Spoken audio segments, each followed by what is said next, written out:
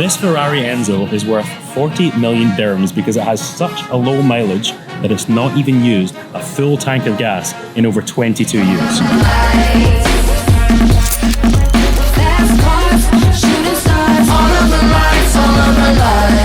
And we are here in the Penthouse.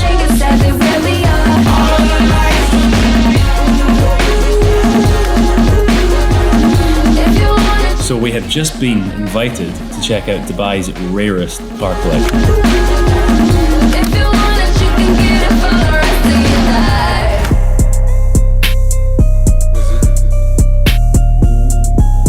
Good morning guys, welcome back to another vlog. Today we're starting out on the paddle courts. Paddle's actually a pretty huge sport in Dubai. There's loads of little spots like this. This one's called Mantra Paddle, one of our favorites for sure. Starting the day, getting a sweat on as usual. Got to use the indoor courts just now because it is way too hot outside. But let's go and see the boys. Here they are, right on time. Yo. You guys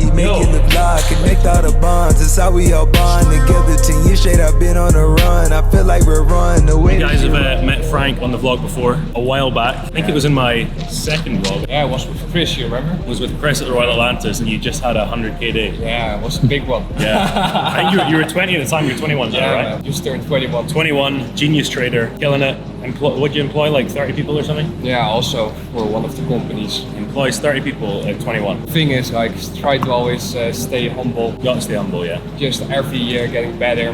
Yeah. It's just the beginning. Of course, bro, but it's an inspiration as well for a lot of people out there. Do you know what I mean? What you can do. How long have you been in Dubai? It's been nearly 3 years now, so pretty good time already. Yeah. So you moved here at 18? Yeah, man. I was 18 for a few weeks, and then I was like, tax situation in the Netherlands is getting out of control. Yeah, I had to make the move. So I immediately moved from Netherlands straight to Dubai. And best decision of my life because the doors that it has opened. Crazy. Oh, for sure. This is the best place to be. If you're an entrepreneur, this is the place. There's nowhere better than Dubai. It's just so easy to stay dialed in here, you know, stay focused. Even if you're connected with people that are not in your industry, it's valuable because of the insights that you can share with each other. You know, even when we have our coffees and stuff, man. Yeah, of course. You inspire me as well, do you know what I mean? Having conversations with you, even though we're in different industries, you also do YouTube, you also put out content, and it's interesting to see the way your mind works. Yeah. That's the heart of Dubai, is it's people and the collaboration you can have, right? But anyway, let's get some good paddling. Let's do it. Oh, they're not ready.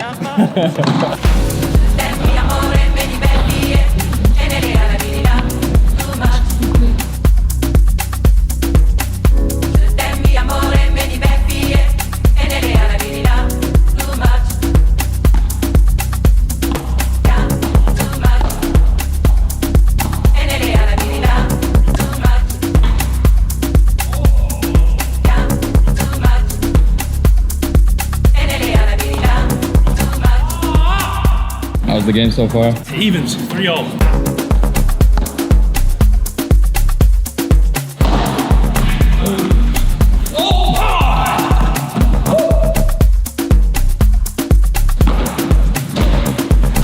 Seven, 6, match point to us. Come on. Boys ready to lose? Boys, it's my serve, you better be ready. The snooze goes in, so there you know what time it is.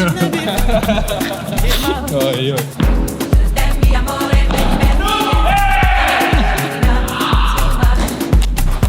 8-6, first game.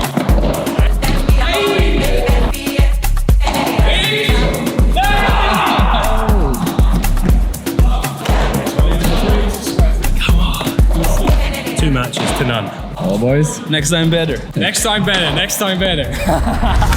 Yeah. Good one. Look at Frank's Maybach. Beautiful, beautiful car. Yeah. Look at that. We put the towels in because after, you know, pedal was sweaty. Yeah, of course. Smart. I like it. Bro, you should see this at night, all lit up. Like, oh, unbelievable. Let's go for a night drive soon, eh, bro? Let's do it. We'll do another Banya as well. Why am I out here renting a racket? I can just borrow one of yours. Bro, I always bring rackets, you know, because sometimes people don't have their rackets, so I like to bring them. You know what I mean? Nice. Be prepared. Yeah. Anyway. That's it. See you, bro. Man, see you later. Go crush it today. Yeah. Well, good one, bro. See you. Ciao, ciao. Ciao, ciao. Let's go.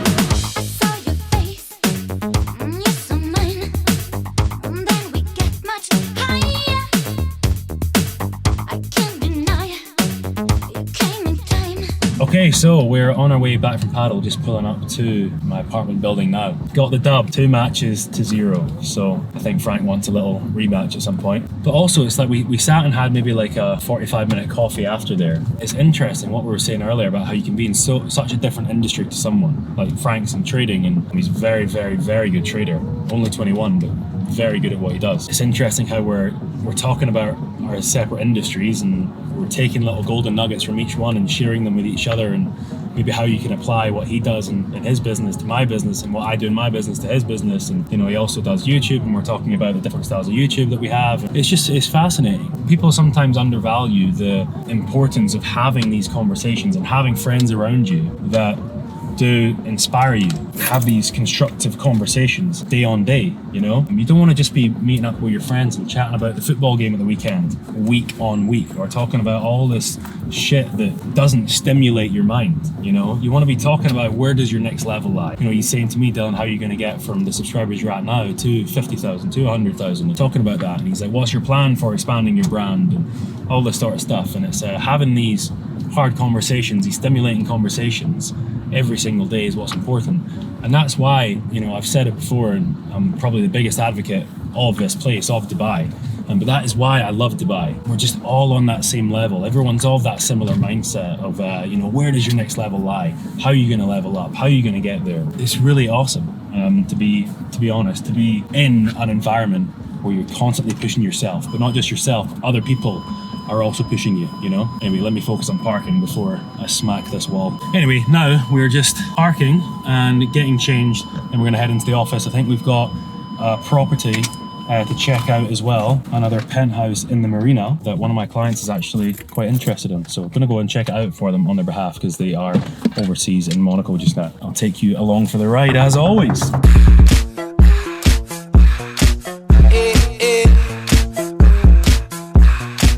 Man's is getting on a scooter. Gotta get on a scooter. It's too hot to walk to the office now, so... I was gonna ask, do you ever get tired of this walk? No. Look at that. Although actually, doing this is quite lazy because this bridge here connects directly to my building. It's just a slightly longer walk because you have to walk that way, then U-turn, then go back on the bridge. And I quite like getting out, getting a bit of sun on the skin. Plus, these are fun to ride, no? Yeah. See you there, Chris. Wait. Tell the bitches that you know what you heard about me. Tell your mama, tell your daddy. Cheers. So we've changed to flat white 7-way, not a cappuccino where you get so much milk. Got to cut back on the foamy milk. No good for you. Fourth coffee of the day. Is there a limit to how many coffees you should have? Yes. Is there? Yeah. I think it's all right. Just a little heart attack. How many's too many though? I feel like every day I have probably between 3 and 8. I think 8 is on the extreme side. On the heart attack side of the scale.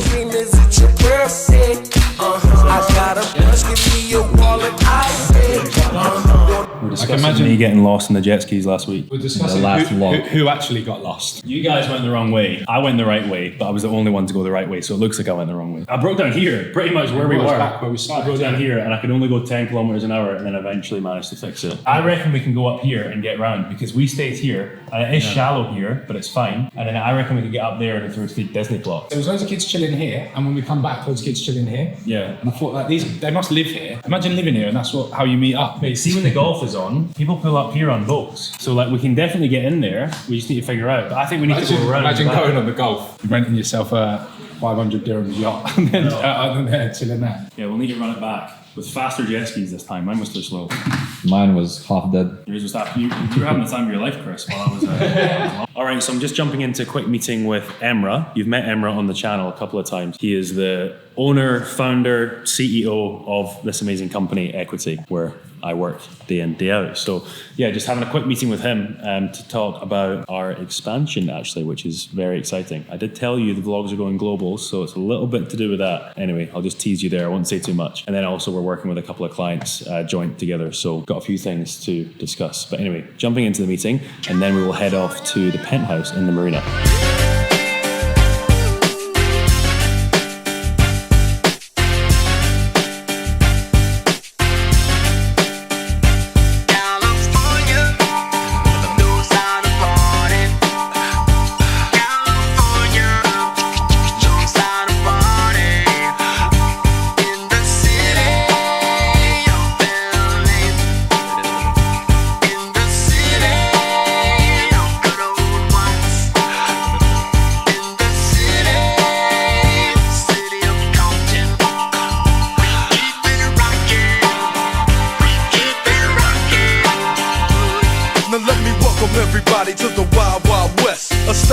untouchable like Elliot Ness. The track hits your As you might see today that it's a little bit hazy. I think we've got a little bit of a sandstorm just now. We did have one yesterday. It's pretty crazy. It's just like everything looks so like orange. But then today I think we're sort of dealing with the aftermath of it. So it is a little bit hazy, which is a shame because it's like, you know, we're gonna go to this penthouse.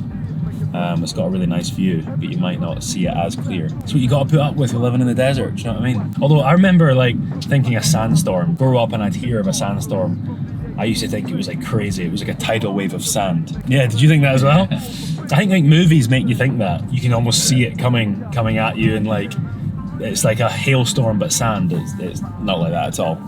It's literally just all of a sudden the air gets a bit hazy. And we are here in the penthouse. Well, not in the penthouse yet. This is a lift lobby. No, we are in the penthouse. Scraping floors on the roadside. There's a force stronger than nature, keeps her alive. This is how she was dying to survive. I love the interior design of this penthouse. They've done an amazing job with the furniture. It's got a good mix of being super aesthetic, but also actually functional. Like these are actually comfy sofas, which is important. Because a lot of people, they'll sacrifice the functionality to make it look good. But these are actually nice and comfy, which makes a difference. This main living space is really, really nice, really large. Got the show kitchen behind me, then the dining room, then this living space, then there's a nice bar area over there. I say it all the time in this channel about penthouses being an entertainer's dream, but that's exactly what they need to be, because people that live here, they want all these features. You know, they're gonna be hosting, you know, some friends over, family, whatever, and they want these key features around, you know, bar, open kitchen, open living, all that sort of stuff. So yeah, this one's done it really, really well. What's interesting about this one, it's around 7,000 square foot. It's a full floor, so it wraps around the entire building. So you get every single view from various bedrooms, living room, all that sort of stuff. But there's actually like 3 living spaces. So you've got this one that I'm standing in just now, and then you've got a sort of man cave style one on the other side of the house. And then you've also got like a sort of kids room. Well, that's what it would probably be used as, is like a kids room or like a PlayStation room or something like that on the other side. There is a little bit of maintenance going on, so I apologize if you see any ladders or anything. Pretty hazy today, which is a shame, but an amazing view here right over Emirates Golf Course. Really, really nice. And through here, they've set this up as an office here.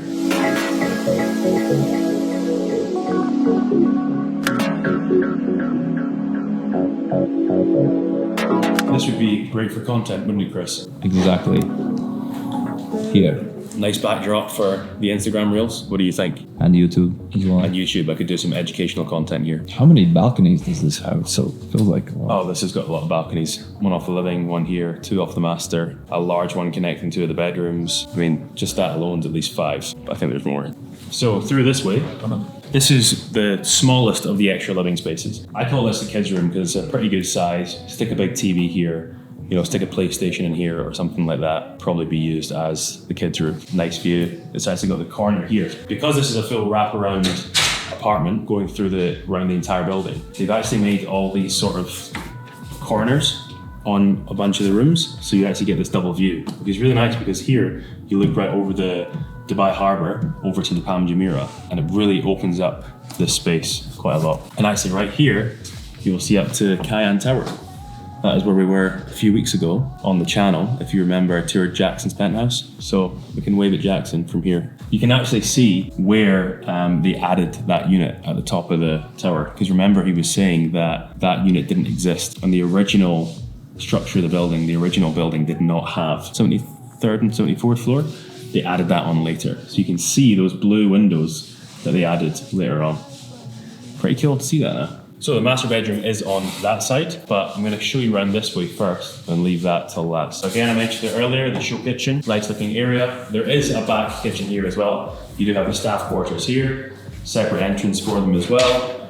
And then you have a back kitchen here. So this is where you hide all the cooking. But we don't really do much cooking in Dubai, do we, Chris? So Kareem, Deliveroo. Okay, so this is the 3rd living space in this penthouse. Well, I call it a man cave because that's what I kind of envision it as. You've got a little dining area here, TV living space here, and you've got a little foosball table around here. So it's quite a cool space. It kind of works as this, maybe make it more of a kind of cinema style, little poker table.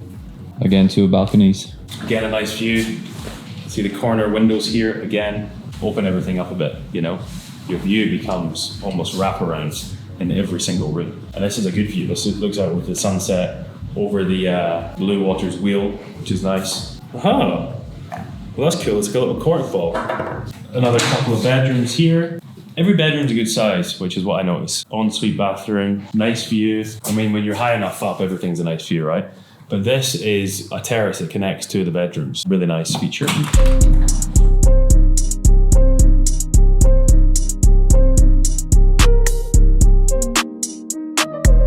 Custom the things, custom the wings. Another one of the beautiful bedrooms. Really large, this one. Looks like the master, but it's not. Wait till you see the master. And this is us into the master bedroom. Cut it up back of the V. Yeah, I can mistreat. Just like the trappers and fiends. My misery really ain't nothing to see. I gotta travel a V. I like to travel down the V. Oh wow, look, perfect timing. I ordered some room service. Can you see me? Hello? I don't think you can. I think they're reflective. Man, these guys are heroes.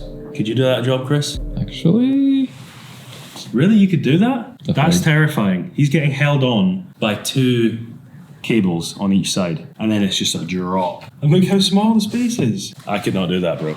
No way. Think about the moment when you're up the top and you need to go into that thing and then go off the end. And this is a tall building. This has got like 47 floors or something. But look how much taller these other buildings are. Steel Tower is like 80 floors. Yeah, that's like 80 something floors, maybe 90, because Jackson's was a 73rd. Another building, Six Senses, is coming, it's 122 floors. The Burj Khalifa is 163. I see the window cleaners cleaning the Burj Khalifa, I'm like, oh my God. Okay, through to the bathroom. It's a really nice master bathroom. Nice feature bathtub, again with those corner windows, large shower, nice neutral color tones. Interesting. Kind of looks like you, Chris. No? Morgan. Mobbing. It does look like you. It's a statue of a Latvian.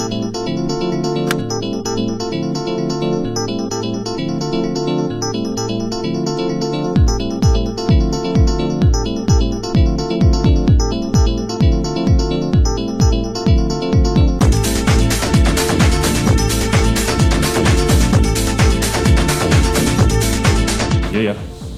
Oh, what we can do it today? Yeah, no, wait. Yeah, no, we're still filming. First motors, yeah? Okay, send it over and then I'll be there like 5:30. See you there, bye-bye. Awesome. So we have just been invited to check out Dubai's rarest car collection. That's the kind of calls you get when you're in the city. Unbelievable. It's at a place called First Motors. I think they're on Sheikh Zayed Road. So we're gonna go and check that out. I need to take a quick full walkthrough video for my client in Monaco. And then we will get on the road to check out some supercars. That is rain. What on earth? In the middle of summer in Dubai. Yesterday we had a sandstorm. Now we got rain. In the middle of, what is it, July? But actually no, it's very good actually when it rains because it's been quite humid. And obviously there's a lot of sand in the air right now. It clears the air, so I love the rain. It's gonna be so fresh as well. Yeah, it makes the air very fresh. Because that's the one thing that's kind of bad about Dubai is the air quality. Because we don't get any rainfall or much of a breeze during the summer. Can be a little bit stuffy. That's the one negative, I think. Dubai looks so cool when it rains because it's like, it's just an environment you don't usually see it in. And all the buildings look so clean, they're like gleaming kind of thing. But I actually got very, very cool video. Back when I lived in a tower called Index Tower in DIFC, on the 52nd floor, I had an amazing view over downtown. And it was like big thunderstorms. That's the time we got the flooding. You probably heard about it. While I was literally videoing the view, lightning struck the Burj Khalifa. I've got it on video. It's on my Instagram highlights. That was before I was a content wizard. Back then, I probably only had a couple thousand followers, Chris. On my way to 100k subscribers. That is the goal. We are 8% there. 8%? Oh yeah, true. Shit. That makes it sound pretty bad. Not even 10%? So guys, make sure to subscribe. Make sure to subscribe, yeah.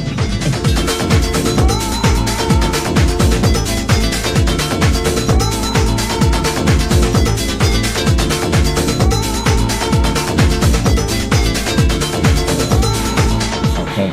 Okay. Already. Okay. Oh, I'm just seeing like a sea of cars. and every one of them is unbelievable. Do you know cars well? No, I mean, I used to know pretty much nothing about them. I moved to Dubai and started learning about them because you see them, and now I'm super interested. But no, like you could put like two classics beside each other and tell me one's worth this and one's worth that. Like, I don't know. But I want to learn. Chest out of my skin smooth, I'm healthy. I'm in a mix and I'm handshaking, but most of y'all can't help me. Most of y'all ain't wealthy. Most of y'all just dress like it. I caught the vibe that y'all giving off, and I'm trying to make myself less like it. This chick got a little Porsche body. I might let the bro test drive it. It's hard for me to get excited. I love music and stress about it. Guess how much this collection is worth? That's going to be my first question to this guy. Like, how much money is under this roof? At least 1,000 dirham. At least 1,000 dirham, yeah, I think so. I think you could take one of the air caps off one of the wheels, it'd be worth 1,000 dirham. Hey, Chris, how you doing? How we doing? Thanks for having me, man. No worries. Really appreciate it. I'm excited to see the garage, man. This looks unbelievable. Well, hopefully show you a couple of nice cars. What do you want to have a look at first? I mean, to be honest, in terms of being a car guy, I'm pretty basic knowledge. Okay. I mean, starting off pretty strong, Ferrari Halos, which is basically the term for the top-end hypercars of each generation through the Ferrari era. LaFerrari, which is one of the most modern apart from the F80, which was recently released. Ferrari Enzo, finished in yellow, one of 32 or 33 cars in the world in yellow. To the right of the black car, Ferrari Enzo again, finished in red or Rosso Corsa. This car is actually the lowest mileage Enzo left in existence, what we believe to be 180 kilometers. So it's not done a tank of fuel in 20 years. Well, 22 years. It left the factory in 2004 from Paris. Still has the original tires on the car as well. That is mental. So it's never even finished a tank of fuel. I mean, back then, no one depicted that keeping it in your garage for 22 years and not driving it was going to make the value go up by 300%. But some people took a lucky guess, I guess. These three cars we actually sold recently. The red car was sold back in February. So these cars we're storing for the clients. LaFerrari is also for sale. And what sort of clients are buying this? Locals or over the world? You can say a lot of European and MENA clients, let's say. Not so much on the US side. US cars are specifically homologated for the US market. Also, thanks to Donald Trump, huge amount of tariffs on the importation of cars. Buyers are from in or around Asia and Europe. If you were to get a Ferrari, you going yellow, red, black? What's your color? Depends on the car. Yeah. Definitely not red. I think black's a fantastic color. We acquired a silver Enzo, which is a fantastic color for the car. Unfortunately, you can't see it today, but it's a pretty striking color. I would say that's probably one of my top cars, definitely. Yeah, see, for me, I like Ferraris in black. I think it looks so classy, almost quite like understated, which I like. For sure. Obviously, red's the standard, typical Ferrari color, but I think the black looks classy as anything. Mercedes-AMG Black Series. It's the track-hardened version of the Mercedes-AMG GT. The new Lamborghini Revuelto. Yeah, they're so nice. V12 hybrid, incredible car, and still has that great sound. I think they have the nicest back profile of any Lamborghini. I love the way it looks at the back. Yeah, Lamborghini have always designed very aggressive looking cars versus Ferrari more kind of sleek and kind of angular cars, or less angular cars, let's say. A little bit hard to sell in the market at the moment, just mainly due to the hybridization of the car. Again, hybrid is not really a term in this market, let's say, in these type of cars. Maybe for your more regular daily driver cars, it's fine, but this kind of end, people prefer the naturally aspirated car or the turbocharged, non-hybridized car. Makes sense, yeah. I'm seeing the Jesco here, right? Yeah, fully exposed KNC, exposed carbon Jesco. This is the Attack version. So they come in two different variants. You have Absolute and Attack. The Attack features the big rear wing and more downforce, more track focused. And then the Absolute is removing the wing and just has that kind of spear across the back, which is for the top speed. And let's talk price on this one. How much is this? So this car is around 22 million dirham. What? Wow. Yeah. That is insane. Nowhere near as expensive or valuable as the Enzos, though. Oh God, what are they? I mean, as an example, the red car that's 180 kilometers, that car today is probably north of 40 million dirham. I mean, the thing is, you're buying a piece of art there. It's a collector's item. Yeah, I mean, that is creme de la creme in terms of Enzos. It's as good as it gets. If you were to acquire both the red and the yellow, you can pretty much quit automotive life. Yeah, true. I mean, you'd be scared to even drive that 1 kilometer. Well, you just wouldn't. And it's got tyres that are 22 years old, so it's a car that's it's like you said, it's an art piece to feature in someone's home. Taking it back a little bit to Carrera GT, probably this is in my top 3 favorite cars of all time. Naturally aspirated V10 manual gearbox, wicked car. 918. Again, similar kind of design cues, similar style car, but the newer version and the car that rivaled the LaFerrari and the McLaren P1. McLaren P1 GTR, fully road converted by Lanzante, which means that the car was originally built for track use only, was not road legal. Then a company in the UK called Lanzante took the car, which they do with a lot of McLarens, they're very much a McLaren specialist. They convert the car to be able to be road legal, which in terms is basically a couple of boring things: homologation, air intakes, allowing more air into the engine so it doesn't overheat. And now you can drive that car with plates. It doesn't look like it's meant to drive on the road, does it? No, that is made for a track. It looks unbelievable. Surprisingly as well, they're not that difficult to drive on the road. It does look like very much a race car, but it's very much a pretty simplistic car to drive for the most part. Because I've heard McLarens can be like the most risky to drive on the road in terms of the handling and everything. And yeah, I mean, they're very sharp. McLaren, for me, is probably one of the best drivers cars I've ever driven. I personally bought a 675 LT earlier in this year, back end of last year.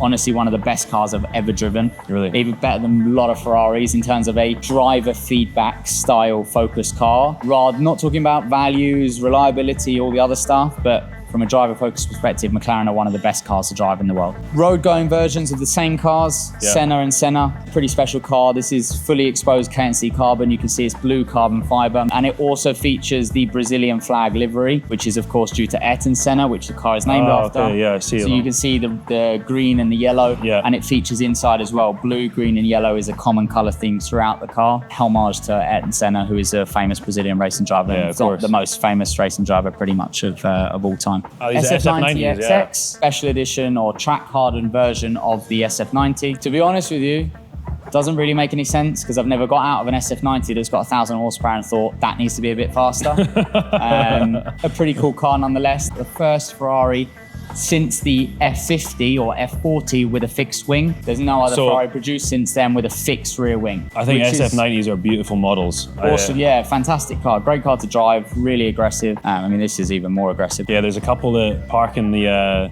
underground parking where I live, in the building. And obviously, because you're in the underground parking, it's echoes. And when you hear this come in, it's, oh my God, it's unbelievable. Unless it's running in hybrid mode, then you don't hear it at all. It's like a Prius. A lot of kind of daily drivers, let's say, your kind of more regular usable cars. Uruses, Defenders, Pure Sangways, the more kind of saloon-style cars, Rolls-Royce, Wraith, Dawn, Phantom, for example. Cullinan, G-Wagon. Generally, we hold a few of these cars in stock. They serve a purpose for a lot of the time when a customer comes in here looking at one car, they also need a family car, so we can source those and help them out with that. Do you like the Pure Sangways? People always look at any Ferrari and they go, oh, well, if it's gone down in value, it's not a good car. That doesn't generally depict how good the car itself is. They always say it because the car's gone down in value, but unfortunately that's life. Cars do depreciate. Yeah, of course. Depreciating pieces of metal that get miles put on them. So I think as a car, fantastic. You are going to lose money if you buy one and put miles on it, but that's the whole point. 20 years ago, when you bought a car, no one was asking, oh, will it go up in value? Every client that comes, for the most part, to us now, they say, what's the best car to invest in? I always say, if you want to invest, go and buy shares in the FTSE 100 or the S&P 500 or go buy real estate. Don't buy a car to invest. But a lot of the time now, we do understand that cars are investments to a certain degree, like that Enzo as an example. That Enzo, the red car we mentioned, 40 million dirham. 6 months ago, that car was 25 million dirham. What's happened in the last 6 months? Dirham. The market's just gone crazy. The auctions have gone nuts. American market's gone very, very high. So therefore, European market follows, Pan-Asian market follows. So we do understand cars are investments, but not every car. Surely they don't really start becoming investments until they become pieces of art or antiques almost, or right? Very, very limited. Yeah. Very, very limited. Exactly. V12 iterations of Ferraris now, 812 Competizione, Coupe, Aperta. So this is quite an interesting car, one of 80 pieces on the planet. It's basically a 599 GTO, which is the hardened version of the 599, but cut with a roof off. The headlights look different. Yeah, so this is an older car, it's 2011. 458 Spider, which to probably most people while we're walking through the showroom, people will go, well, that's a bit boring. This is a car that's done 80 kilometers. As much as we're not a museum, we are a dealership. We actively sell a lot of cars and we purchase a lot of cars, but it's cars that we really feel that can provide good investment in the future, and also cars that we think are really, really unique. 458, you can very rarely find any car nowadays with 0 kilometers. That is the last of the naturally aspirated V8. But after this car, they went to turbocharge. It's the specific car and why. Yeah. And what kind of price tags on that? It's listed at the moment. We've put it for sale. It's 2 million dirham. Probably the brand that Dubai is most infamous for, let's say. Bugatti. Fun fact, you know the clip of Andrew Tate saying, "What colour's your Bugatti?" Do you know who filmed it? This man Yeah. right here. Yeah, literally. That's the claim to fame. Yeah, the man behind that infamous clip. You should have just put your Instagram over the top of it so that forever everyone knows that it was you. There you go. A couple of different Chiron iterations. Standard Chiron, let's say. Again, KNC, exposed carbon, blue carbon fiber. The difference you can say between us and a lot of people is we're trying to find the very unique specs, the very much indesirable or desirable in-demand specs. Yeah. So again, exposed carbon fiber on any car is always something that's of interest. Okay. Chiron Noir, again, fully exposed carbon fiber. You probably can't pick it up on the camera until you get close, but this is a matte carbon fiber finish on the front. Yeah. And then where the car cuts in half, where the C of the Chiron is, it's gloss exposed carbon fiber. That's so nice. This is the only Bugatti ever made without a coloured logo. So it's a black and white logo. It's the only car out of all Chiron, this Noir specifically, there's 20 pieces built with a black logo. Wow. Doesn't sound that interesting, but it's something that is, I suppose, Something quite unique. I love the all black. I think that's so cool. So this is the more kind of, I don't want to say track version because the Bugatti is not a track car, but it is the most kind of track orientated. Really cool car, one of 60. Chiron Super Sport. Again, this is more of the top speed version. Yeah. And then you also have the 300 plus. And then this is the brand new Bugatti Mistral. Yeah. Which is the fastest open top car on the planet. I think it's 280 something mile an hour with the roof off, which is quite cool. That is insane. Finished in like Stormtrooper spec, you know? Yeah, that's really cool. Price tag on this one? 34 million dirham. 34 million dirham for a car. People buy that, or is anyone going to daily that? Yes. Really? Bugatti is probably the brand out of everyone that people actually use the car and don't get scared about putting miles on it. Very rarely they'll keep it zero. They'll always use it. I always said Chiron is the Swiss Army knife of all hypercars. Like it can do everything. You can go to the shops in it. You can chuck it out on the street. It doesn't really need that much clearance in terms of going over speed bumps. You can get in and out of it easy. It's not like a really low seating with a high kind of carbon fiber tub where you can't get out of it. Really, really user-friendly car. I mean, imagine dailying something that you spent 34 million dirhams on. That's insane. AMG 1, I think there's 210 pieces of these produced. Track version, Formula 1 engine, 1.5 litre. I mean, it's certainly a unique car, right? Look at that. Wow. Real kind of Formula 1 technology taken from Mercedes, Petronas Formula 1 team. SF90s, got quite a few different color variants, and Lamborghini Sian, quite a cool car. I think 63 pieces built, if I'm not mistaken. Convertible or Roadster as it's called. Yeah. Quite a cool car, built on the Aventador platform with a hybridized motor.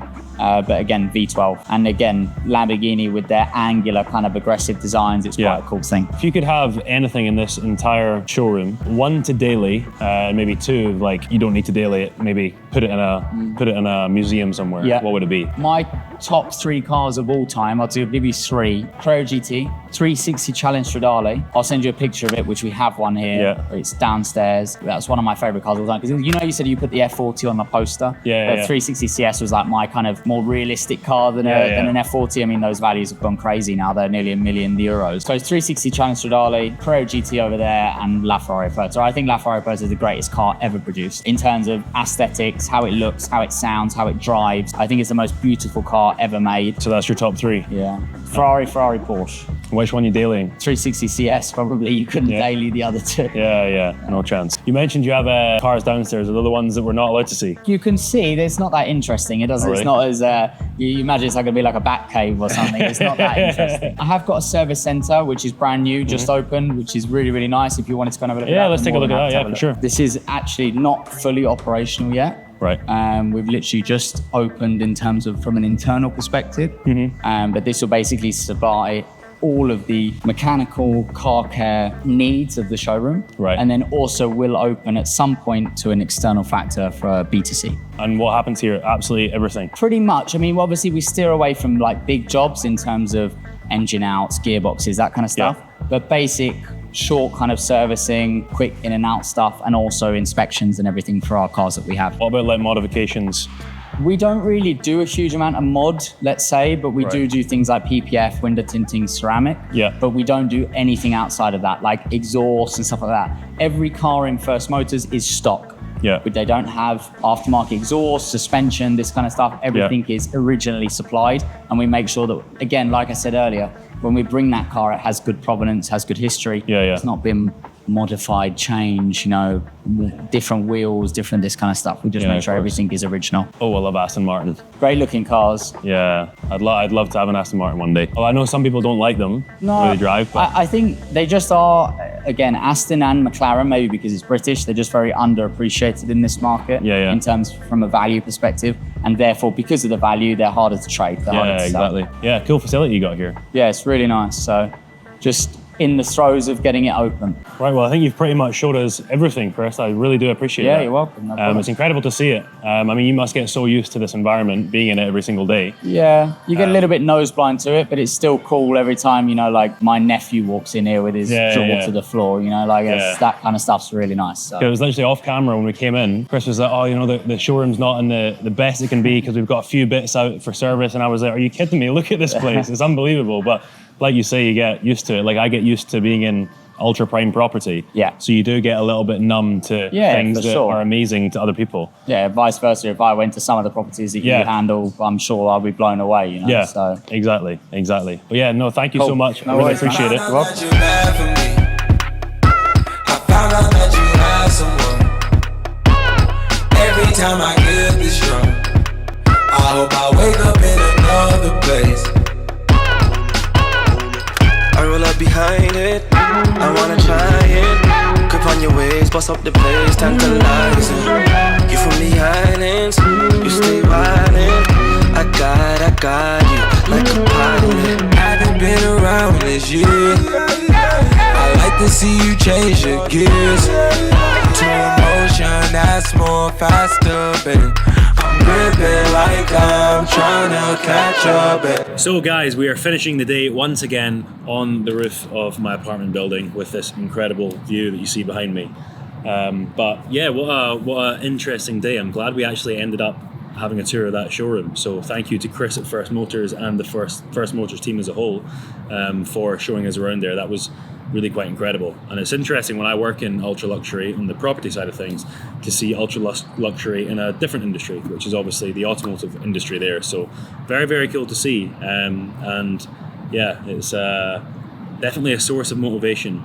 A life hack. If you want some motivation, go and take a walk around one of these Dubai showrooms, and it really will fill you with a bit of a drive and a bit of energy to work harder towards your goals. Because you see people spending 30, 40 million dirhams on a car, you know, something that you literally jump in to get from A to B. So yeah, pretty inspirational. But me and Chris were just chatting there as well. Actually, I'm getting a lot of comments and people asking me questions, either about Dubai or about real estate or just about my life in general. So what I think we're going to start doing is answering one of these questions live on camera at the end of every single vlog. So if you have any question for me, it can be about anything, please put it in the comments and I will, or maybe I will answer your comment, which would be pretty cool. Maybe we start it off just now. I can't think of any comments. You got any questions, Chris? You can be the first person to ask a question. Do you believe in fate? Whoa, Deep. deep question for the first one. My answer is a bit of a yes and a no. I actually, if you've ever read the book The Alchemist, I believe that sums up what destiny truly is. I believe you are destined for things. I believe fate does exist, but you have to move towards it with intent, if that makes sense. You know, if you have a dream in your mind and you don't act on it, it'll always stay a dream. Whereas if you have a dream and a vision in your mind and, you know, you act towards it and you're intentional with everything you do, then that will become your reality, you know. And if you want to read a bit about it, read The Alchemist, because that's essentially about, without ruining the story, there's a young shepherd who has a dream that he needs to go somewhere to find treasure. Regardless of what happens on his journey there, he, you know, even subconsciously moves towards that goal every single day. And in the end, eventually, you know, something ends up happening, but ultimately the treasure realizes itself in some way, shape or form. So I think what's important is taking those steps every single day, you know, and being intentional. Whether, you know, one of my goals is to own a castle in Scotland. So my screensaver is literally a castle in Scotland. That's not just a material goal, that encompasses a lot of things, you know, the family that will be there, the person I will be to be able to own something like that, the you know, the New Year's parties I'm having there with all the important people around me. It encapsulates so much in a vision, but having that there on as my screensaver every single day is just a reminder, and it's just constantly reminding my subconscious that we're working towards a goal here. You know, when I get that, people, you know, I'll say it's fate. You know, it was my destiny to get this, but also I reminded myself and made sure that it was my destiny, if that makes sense. I don't know if I've really answered your question, and maybe in a bit of a long-winded way. You know, there's some people say what's for you won't go by you, right? If it's for you, it won't go by you, but I believe it will. It will go by you if you sit in your arse and you do nothing. There's another way to explain this. Oh God, maybe this is getting a bit long-winded, but anyway, if you've made it this far, stay another couple of minutes because this is a little nugget of knowledge here. It's the way I explain luck as well. Now, if I explain this to people, if they're in the real estate market for long enough, a bit of luck will eventually come. You know, you'll eventually do a big deal. You'll eventually maybe make a few million dirhams from one commission, but you have to be in it to win it. You know, and the way I like to explain this, imagine there's a river coming down a big mountain, okay? And someone drops a gold coin or a big diamond or something worth a lot of value. Let's say it's a diamond that floats, and it's going to float all the way down that river, right? Person A, okay? And person A will just jump in the river at any point, have a little search, and then jump back out the river and say, I couldn't find it. There's person B who jumps in the river, does the exact same as person A, luckily finds the diamond and goes, yeah, that's amazing, you know. But then there's person C. Person C jumps in the river and he wades through that river day in, day out, you know, all night, no sleep, no rest, and stays in that river non-stop until eventually that diamond finds its way to him. And what's the difference there? You know, you could be one of A or B, right?